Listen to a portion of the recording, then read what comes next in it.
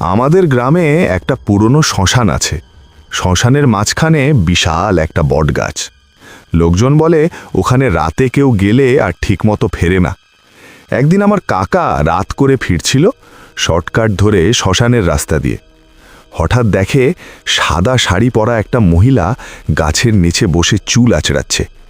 কাকা ভেবেছিল গ্রামের কেউ হবে, কিন্তু কাছে যেতেই দেখল তার পা দুটো উল্টো দিকে ঘোরানো। কাকার বুক শুকিয়ে গেল। মহিলা ধীরে ধীরে মাথা তুলল, কিন্তু তার মুখে কোনো চোখ নেই, শুধু ফাঁকা গর্ত আর অদ্ভুত একটা হাসি। হঠাৎ সে বলল, আমাকে বাড়ি পৌঁছে দেবে? কাকা পিছিয়ে আসতেই মহিলা এক লাফে গাছের ডালে উঠে গেল।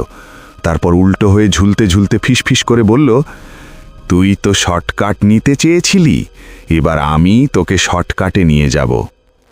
পরের দিন সকালে কাকাকে পাওয়া গেল শ্মশানের পাশেই, কিন্তু তার চুলগুলো পুরো সাদা হয়ে গেছে, আর সে শুধু একটাই কথা বলছিল, ওর পা